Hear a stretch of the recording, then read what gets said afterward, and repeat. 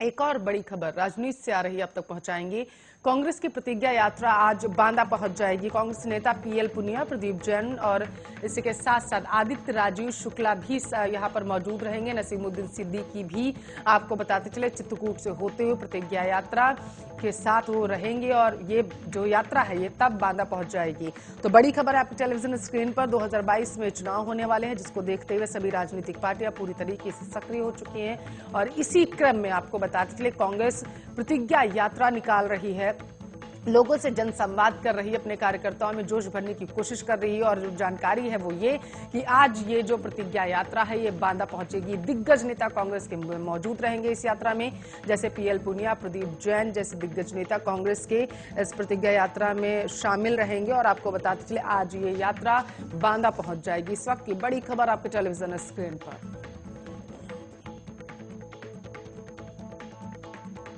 विस्तार से खबरों की तरफ बढ़ेंगे। देश में जानलेवा कोरोना वायरस का प्रकोप अभी भी बरकरार है। देश में अभी भी बड़ी संख्या में मौतें हो रही हैं।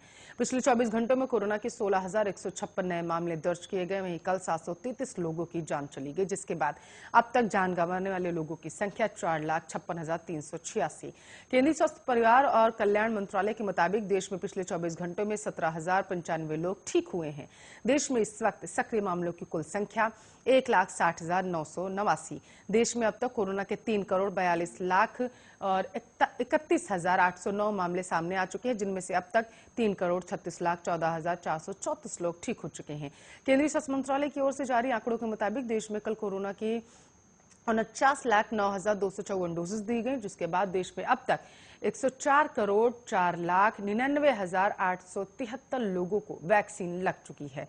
आपको बताते चले भारतीय चिकित्सा अनुसंधान परिषद ने बताया है कि भारत में कल कोरोना वायरस के लिए 12,90,900 सैंपल टेस्ट किए गए थे, जिसके बाद कल तक कुल 60,44,98,405 सैंपल टेस्ट किए जा चुके हैं। पिछले 24 घंटों में दौरान प्रदेश में 93 लोगों ने संक्रमण की वजह से अपनी जान गंवा दी, जिससे मरने वाले लोगों की संख्या 29,977 हो गई। टीकाकरण के मोर्चे पर 18 साल से ज्यादा आयु की आबादी में से आपको बताते चले 94.5% को वैक्सीन की पहली खुराक मिल चुकी है और 49.5% को कोरोना की दोनों खुराकें।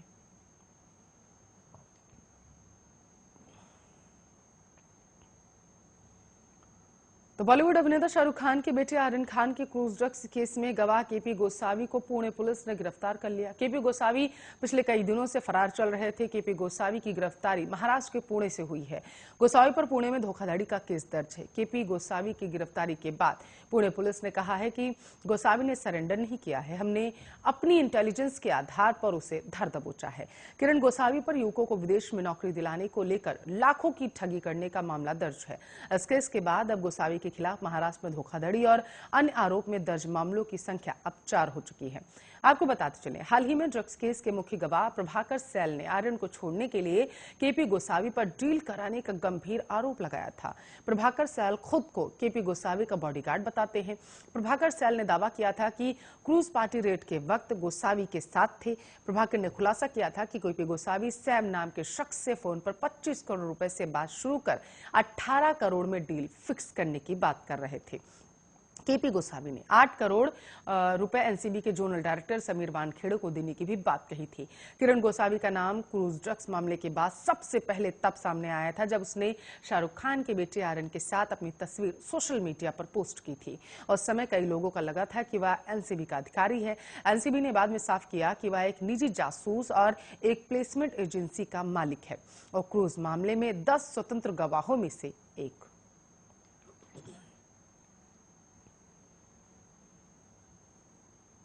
चलिए बिहार का रुख करेंगे। बिहार में 2 विधानसभा सीटों के चुनाव प्रचार के लिए लालू यादव ने मोर्चा संभाल लिया है। करीब 3 साल बाद पटना लौटे लालू अपने चिर परिचित अंदाज में नजर आए। बुधवार को लालू यादव तय कार्यक्रम के मुताबिक मुंगेर जिले के तारापुर विधानसभा क्षेत्र के ईदगाह मैदान पहुंचे थे और यहां उन्होंने मंच से हुंकार भरी और जनसभा को संबोधित किया। ऐसा ही इस बार हुआ है। लालू यादव को सुनने के लिए काफी संख्या में लोग ईदगाह मैदान पहुंच गए थे और इस दौरान उनके बेटे तेजस्वी यादव भी उनके साथ नजर आए। तेजस्वी यादव ने भी मंच से जनता को संबोधित किया और नीतीश सरकार पर निशाना साधा। काफी जोश में नजर आ रहे लालू यादव इस दौरान सर पर टोपी, गले में गमछा डाले नजर आए। उनके साथ पार्टी के तमाम नेता मौजूद थे। लालू यादव ने मंच से बिहार की नीतीश सरकार पर जमकर शब्दों के बाण छोड़े और कहा कि नीतीश कुमार को हमने मुख्यमंत्री बनाया। 2020 के विधानसभा चुनाव में तेजस्वी यादव तो मुख्यमंत्री बन ही चुका था। आगे कहा है कि नीतीश कुमार ने कहा था कि मिट्टी में मिल जाऊंगा लेकिन भाजपा में नहीं जाऊंगा, लेकिन अब क्या हुआ। तारापुर में जनसभा को संबोधित करते हुए लालू यादव ने देश में बढ़ती महंगाई को लेकर भी सरकार पर हमला बोला। लालू यादव ने कहा है कि रेल बेच दिया गया, लोगों को नौकरी नहीं मिल रही, महंगाई बढ़ रही, जनता परेशान। इसके बाद लालू यादव ने रैली की वीडियो ट्वीट करते हुए लिखा, 6 साल बाद अपनी जनता मालिक के बीच जाकर मेरा रोम रोम हर्षित हो गया, आनंदित है। इतनी बड़ी संख्या में उपस्थित होकर आपने हमें पुनः ऊर्जामयी कर दिया है। आप सभी से अपील है कि युवाओं, किसानों बढ़ चढ़कर हिस्सा लें।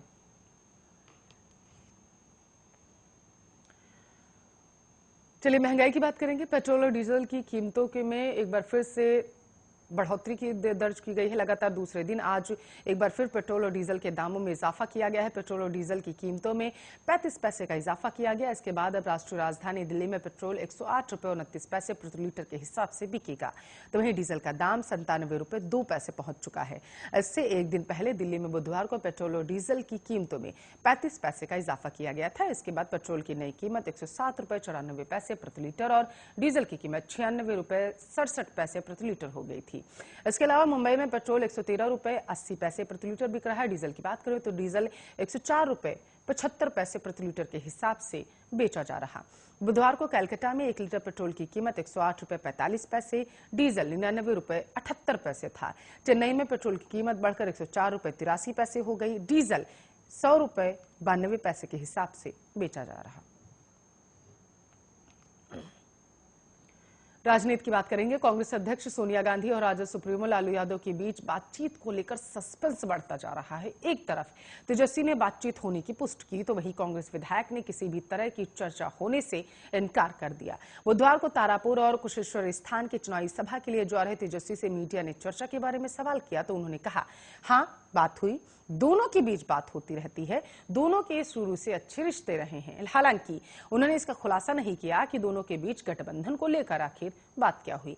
तेजस्वी ने कहा है कि वे गठबंधन टूटने पर कोई बयान नहीं देंगे। सियासी हलके में चर्चा है कि कांग्रेस के प्रदेश प्रभारी भक्त चरण दास को भक्त चुन्नर कहने पर सोनिया भी नाराज हैं, लेकिन इन सब से अलग आगे उपचुनाव के बाद क्या होगा, इस पर सोनिया ने लालू से बात की। तारापुर में चुनावी रैली को संबोधित करते हुए आरजेडी सुप्रीमो लालू यादव ने कहा कि सोनिया गांधी से हमारी बातचीत शुरू हो चुकी है।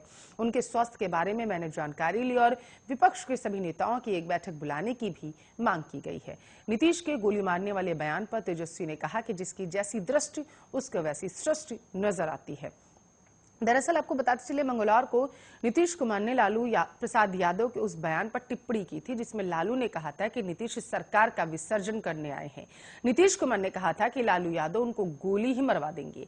तेजस्वी ने कहा कि सर्जन घोटाले के चोरों, बालिका गृह, शराब माफिया पर हम तो कुछ नहीं कह रहे, हम तो जनता के मुद्दे उठा रहे हैं। ये जो बात कह रहे हैं, जनवरी से सितंबर तक बिहार में 500 व्यवसायियों की हत्या हुई, हमारे पास इसकी लिस्ट है। हम गांव नाम सब पहुंचा देंगे। लोग हार को देखकर कुछ भी कहने लग जाते हैं।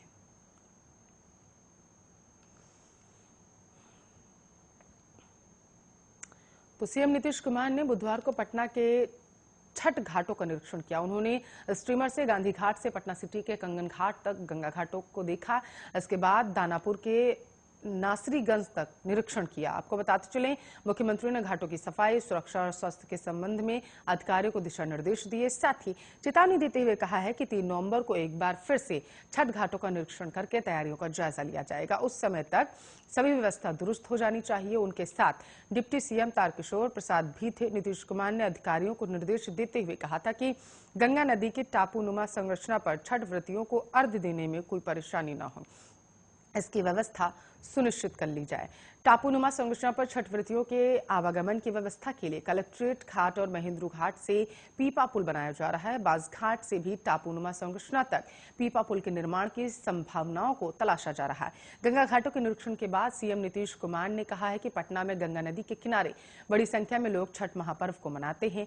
छठ महापर्व की तैयारियों के मद्देनजर हम आज लोगों ने विभिन्न घाटों का जायजा लिया है। छठ घाटों की तैयारियों के संबंध में लोगों से विचार विमर्श कर अधिकारियों को आवश्यक दिशा निर्देश दे दिए हैं।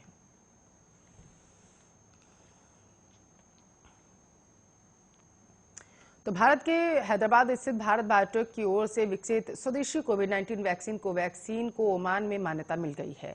इसके चलते अब कोवैक्सीन की खुराक लेने वाले यात्रियों को ओमान में आइसोलेशन से नहीं गुजरना होगा। दरअसल बुधवार को ओमान सल्तनत की सरकार ने भारत में निर्मित कोवैक्सीन को बिना आइसोलेशन के देश की यात्रा के लिए नियमों में छूट देने की घोषणा की। मस्कट में भारतीय दूतावास ने ट्वीट करते हुए इस बात की जानकारी दी। ट्वीट में बताया गया है कि कोवैक्सीन को अब बिना क्वारंटीन के ओमान की यात्रा के लिए कोविड-19 टीकों की अनुमोदित सूची में जोड़ा जा सकेगा। इससे भारत के यात्रियों को कोवैक्सीन का टीका लगाने में सुविधा होगी। भारतीय दूतावास की प्रेस रिलीज में बताया गया है कि भारत के वह सभी यात्री जिन्हें यात्रा की तारीख से 2 हफ्ते पहले कोवैक्सीन की दोनों खुराकें मिल चुकी हों, वह अब बिना आइसोलेशन के ओमान की यात्रा कर सकेंगे। अन्य सभी कोविड-19 संबंधित आवश्यकताएं और शर्तें जैसे कि आगमन से पहले ऐसे यात्रियों के लिए आरटी-पीसीआर परीक्षण लागू होना। इस घोषणा के बाद उन भारतीय लोगों ने राहत की सांस ली है। आपको बताते चलिए, जो ओमान की यात्रा करना चाह रहे थे, उन्होंने कोवैक्सीन की दोनों डोज ले ली थी। जिन यात्रियों ने एस्ट्राजेनेका कोविड लिया है, उन्हें पहले से ही बिना क्वारंटीन के ओमान की यात्रा करने की अनुमति मिल चुकी है। बताते चलिए कि कोवैक्सीन भारत की पहली स्वदेशी कोविड-19 वैक्सीन है, जिसे हैदराबाद स्थित भारत बायोटेक द्वारा भारतीय चिकित्सा अनुसंधान परिषद के सहयोग से विकसित किया गया। चलिए, इस रिपोर्ट के साथ फिलहाल के लिए इस बुलेटिन में बस इतना ही। बने रहिए हमारे साथ, देखते रहिए RN।